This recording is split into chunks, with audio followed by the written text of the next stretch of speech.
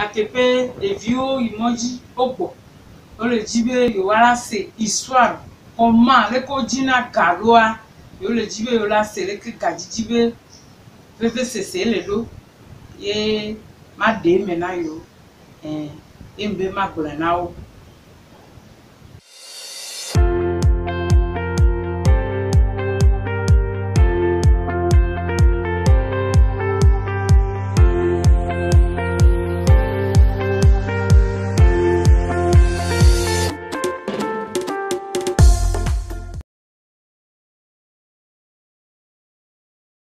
Ok, au fil et à mesure que il y a un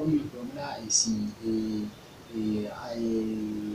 10 ans et une procédure, on dit que de 15 ans, 16 ans, il va s'encore de la cible, il s'en il s'en morwa, il côté continue. Ma continue. Côté moi, c'était 77. Il va jouer le nom. Va y dadanye go le nom. Donc va y tieboa et ça na azi, ayi, ebli, gali, soja. Et va y prendre le mot tchekopome. Quand mi le mais là si te kakala avec mon tchekopome, elle est plaque. Elle a bon. Elle a son de pipa. Quand pipa elle a deux pipa là bova. Fait bova, mi la fait. En ce moment, les souple. Les quatrième, les cinquième, quatrième. Nem gbe we ne ko kwa nem gbe boso midi kwa la tro akana be ma ba disa mai me ma ba ma kato le to point so enua adewi comme be gapoto kaka ba do mi no ranko to point ranko mi no donc mi dina sa to funo ke vai en disa kwa mbova kala ko gave kwa ba jesu ku mo ne we to mbo gaton ntro na galine ta comme ke gali to na wa katon mangba drobi allo gali agba disa kekekeke gaton me wa kala bo 17h 19h wa kwa no cuisine go muda nu vo kwa nso ka yin e ma no kla mi wa ni mi wo do mi ku dada yin we wa e kaka mba le no agbada ho nu e to sara nu le donc agbada ho nu chaque samedi ne ngbe va ye gba agbada ho nu kwa e la so bri gali ayi sako so to te lo ngbe do na e la so agba vitaro waji yenyere kama no egbo echala na fibula gbadu enene kaka sana do la no to na mbe no vinye kaka sana do aja gbasa ko vetetete ne fona no o do horona do bina do saranu wa enna yin le gbo pa kaka mere la mele pa o davi o ma pa banjida o nde kuku plena me enu nye de le va plena la va de ma de jino la pa ma to vi beble pa ma pa e la pre kaka sana do sa ko vetetea e vona ne no ne mi ovo kwa e la blaga game ke mi le we agali be ga mi blama gali do roba be aso do afide le sa galia aso ga dareji no sa eblia aso ga daro ebli be tepe donc asibe moi ni sabli ina so bitare ebli me gaji bisa azim aso azim be ga daro be gaji molu aso zi kaka ne mi wo na e wa pa se o jaba wa konta ne dada o ne ne kele sakwa me ya so gba enye kenye a odola wa konta won ne tete no gbe we tete kwa evo e ga sun kwa ela be ape ne petroa e hala o kado no ela pe nti o ela plenu no nu ko dura yo bia ela so ela o for dans tout ça là agbetolola no anukore il faut être sérieuse avec toi-même et ce que tu es ne a te petoto yeni fifeme no go to nya tepe dada kwa over street te va je tepe wa la te we ka nya tepe to kuro no o mene kaka kwa tenye chamba no tepe yen pe ya cham le o ton ye ma u bare ta sireji ma ne ma don ko bi na mi ama bi sina ke mi on to bi pale mi ado ku esi ade susuka ni bue nka go mi ti o papa ko dès la France dès l'enfance so mama boa de ki mi woro kaka il va jo le funu ba lo mele mi ada boa e chama problème domaine commercial pour ama kanta mi fréquent mi school si que mi anto li ba de mi aro ko si to mi aro ko si no de que ce soit woro kaka il te si télé et moi il te so mi aro ko tem le woto a obi nya tepe apena o kem le dada nya boa no gbe so do ko so jona dada o ameku ameke gbo ole no so do ko jonia ma wula tracé ndi pepe na o ta ke so do ko ye so ne a nya te pe ma wo e be nkunu ole agbenye me ye nkpo nkunu awanyi ko ke le gbo em le sanu kwine ne a c'est vrai les sous place en place sous be nyae va le au 4e va le 3e yem batin wa examen parce que les que dada ye de kale ile gbo le wo mo le ki ambe o ma gbedenti e funu ma tati sous plan ni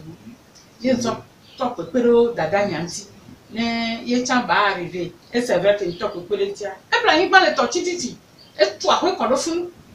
de violer me enye be lo na ko enye o na de pepe enye na ma so gbo kaka mi ovo ke nchan jole gbo yin ba ti be ko ye sinu a nya be no we na me de nyeria ma o chara we na o mieri leke ma o we na mbo ke va descendre 85 ans il va descendre il descend il do ma doajo ni agbo no descend no mu jiji ka ba o ma doajo ola bo ne no ko me no fo fu jiji na ya na me mu ngwa so la so ke donc que de quoi bele comme le jeunesse mais ye mu le ai be yin ma gbodire ni divina ya nous que mbe ma sa ma se e be yo ni le jikaka kwa ba to no le kale ni no to ndi o de la bi fu e be na wa e ba ji so la di ta me wo la me le gbo ka me papa ni teacher e ho teacher il était étudiant et mi je simia no va que va ho teacher do o désiré ka so nyama sile normal dit donc comme ça il do funwa e mbe o ma sa so la e yo nto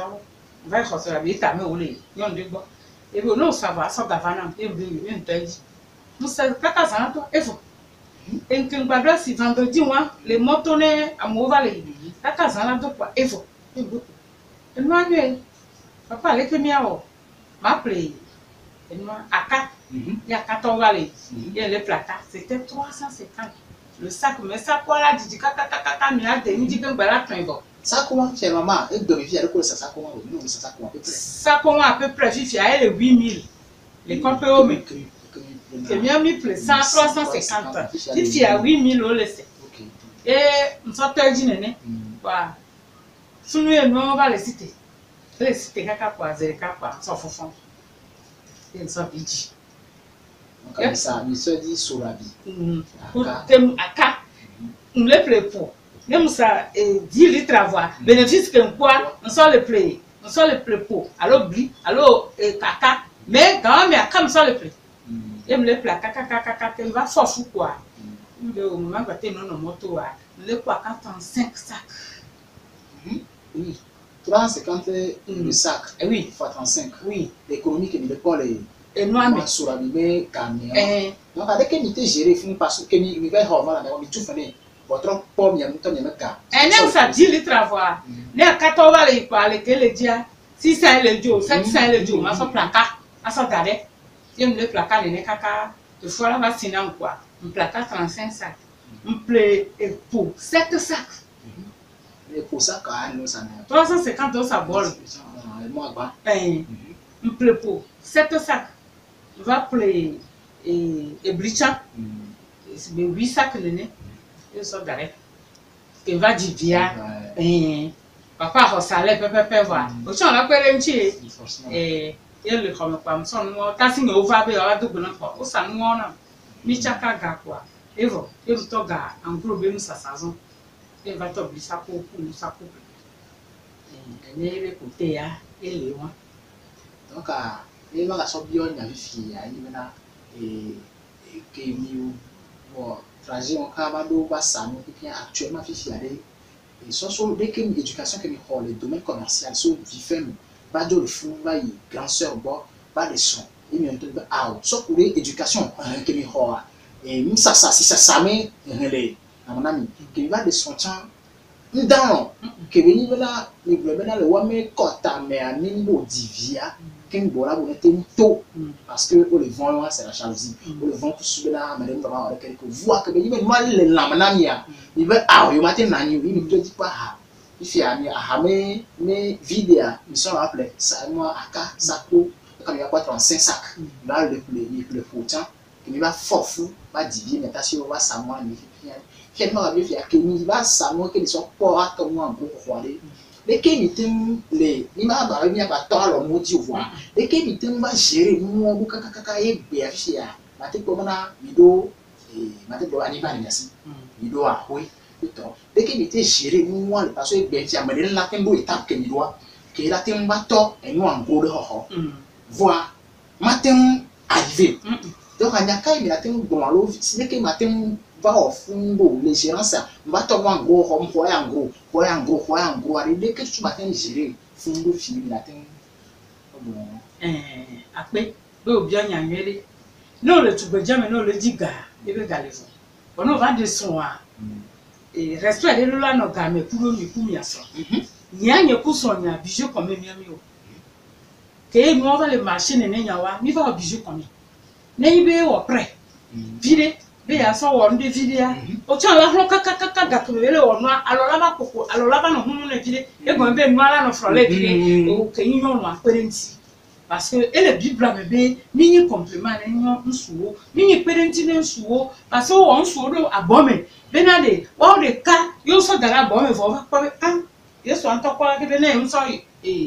nyon bore nti wa manyo tane mi anyon wo mi perete mi boro mi aso nti yo de so a odo la pere nso anti le nu si anu me so ku fa yo de vi obe chichi yo nu kai yo mi anan mi agbon ye mi apata ya no wedo du da me enu wa ejona jine ma we wa ebe nu ke bla la ni gbaja ye gba bla le tipo le si ke be chami amevele e mi lo wo nde ka elanyo ego be ke mi to ga jiji yan we ga le vale ke le vale ke a o mu jiji o mi bla ni gba l'histoire oui les vieux je suis plus gomme ndudua o manyam kele joro mi ame fi ado mi le tupu mi no ne le we kaka nyawe esronya enu abeni directeur d'école ben voilà trois inspecteur de l'éducation que les trois inspecteurs là et tu va au demi ça va parler mi le parler baleji gare ne ha baleji ne e fi ke la alonya la hu le ja don se obe o so yin o cha ho ya na so mu lo covid pa mi le train ne mi va ti pali me kaka mi je gom ne ani alon don kwa ni mlo de pe mu le ne gachichi ya OK mama me ko mo na mi be se na di ke papa ni inspecteur et mi ni eson ade est-ce que mi batin parce que ça ça mère est-ce que Linda sim ça parce que comme maman papa ni inspecteur là parce que il y a le papa peut-être dans inspecteur mais son là non clean et moi ministre mais son là clean et professeur de mais son là clean docteur gars mais son là clean et est-ce que ma papa va au poste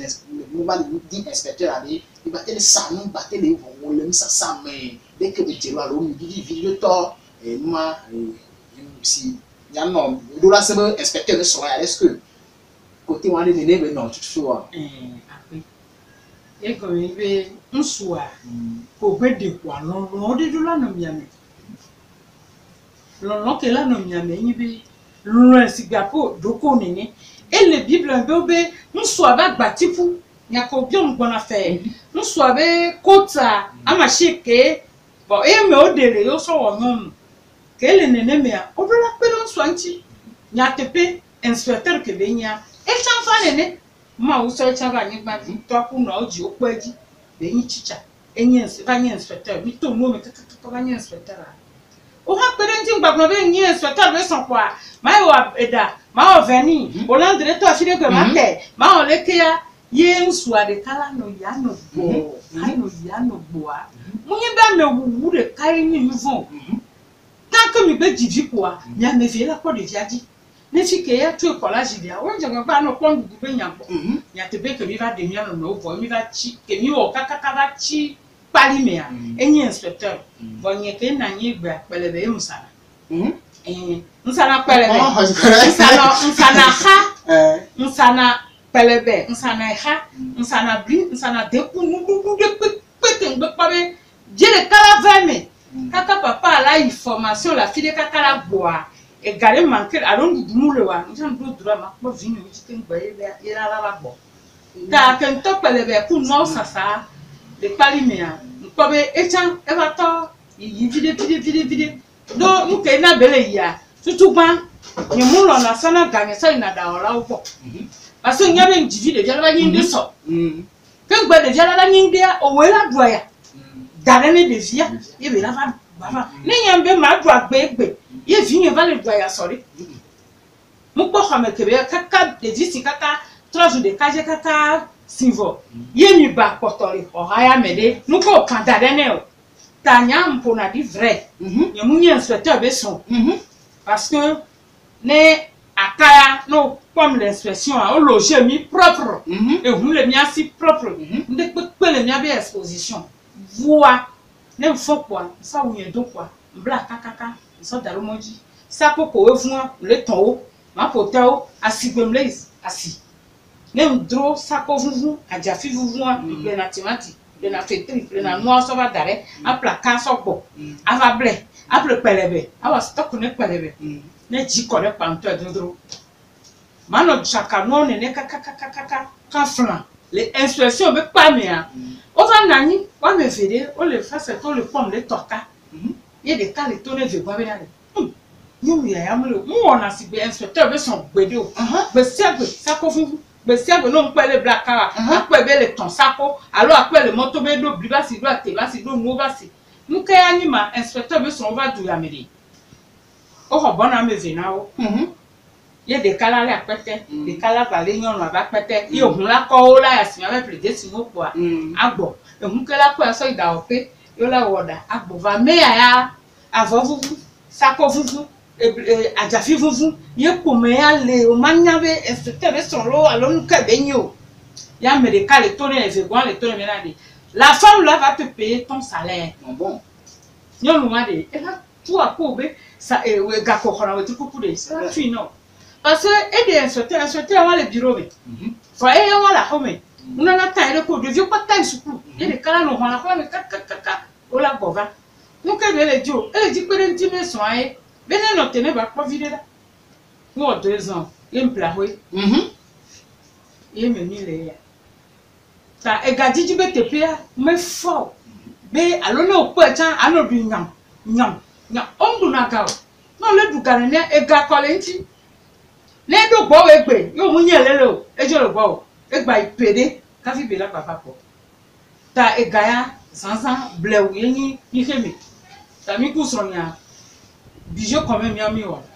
Non, ma on d'accord kaka. Ici à ni be tout pour de na cleaner les alors na les pour de cleaner qui OK nyam di be ma ponga.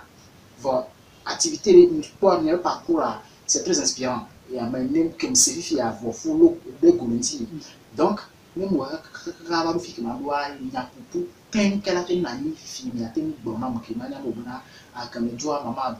bon que comme c'est histoire à voir. Et tout maman et ya ba woreke si be résumé conclusion monsieur mais au blanc voix ma do ntina ba mo be nyade enya ke mo be anyi be mu dro pelebe le duyami ndro na ha o lo je mi do inspection ndro na so fun kakala ba yasime ye ndro pelebe e ya gba pelebe ndro nga le vieux su ku keke le vieux là ba 11h30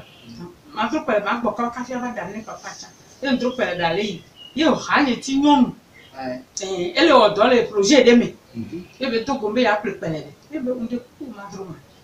droma ebe enye ko pam vendra do leke nenjra do leke le biro me ma dro ku do yo ko dro do tama e yo le deni pelebe voi me yo bi be ya prepare e yo mbe ya prepare 200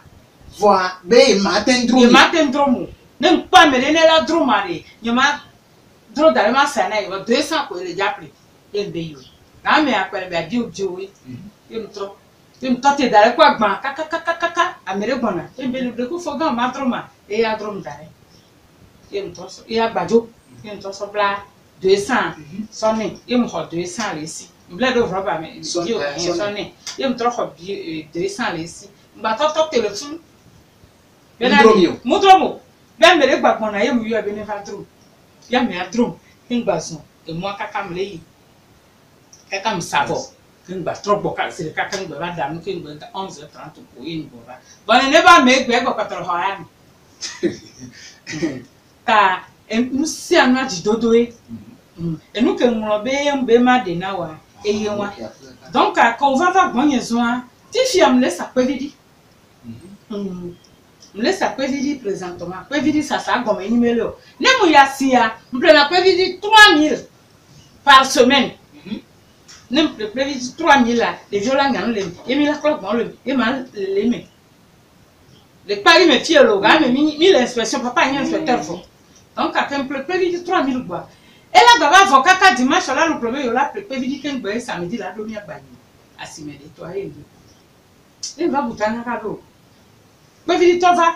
va s'y mettre. Et là, ça prévider un peu. Prévider, toi, ma plan, prévider. Et puis, maman, nous, quand j'en veux, ma plan, prévider là. Oh, il me le parle qu'elle le plaît. Il me le sou, 3000, me le sou, par semaine. Il m'a no player, il découpe pour ne pas vider toi et béfion. Il me tord. Je me le pas vider, tu en es troué. Et puis ça. Il zanti pour les petits béawa. Comme il y a il doit commercialiser. Toi, ça. Quand il y a allé à, elle a un petit quoi, mais des violents sont en gamme. Ne pas mal au toi. Il y a son gamme. Il y a même pas de 3000 boules au homme. Ah, n'a pas plus. Et il me toque vidéo. Donc, il me l'a pas vidéo qu'à la fille. Et pour les qu'elle à me ballot à vidéo. Donc, les pauvres bien, il y a doyen intime le brevet. Et gasopéa, mais ça, Amérique, paiement n'a ni les hommes, abbé à Pogao. Ah, on l'a bouta qu'un bas cerveau là, non, non, mais si on l'a notre trop, à notre dieu de couper, nous caille. Et me laisse à nous, et oui.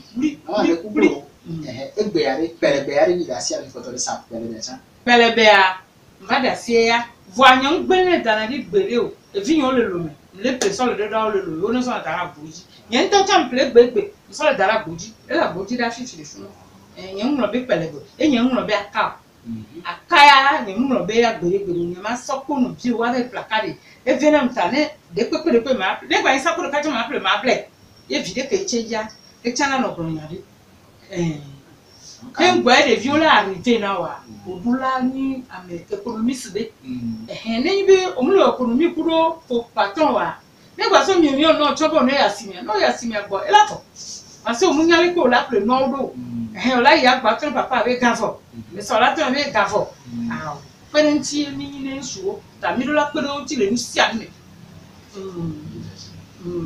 Il y a deux barrières, à battre un fan. Donc, avec un ensemble, par exemple, Niafio,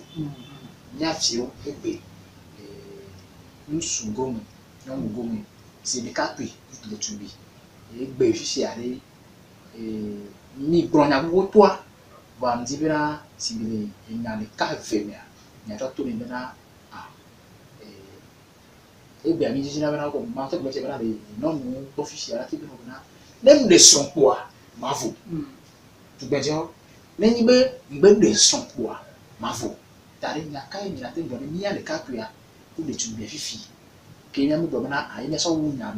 cas, il y a des tuber, parce que je suis dans les niveaux et des sous poids, il faut aller. Et il y a des niveaux de sous poids, il faut aller. Il y a des gens qui ont des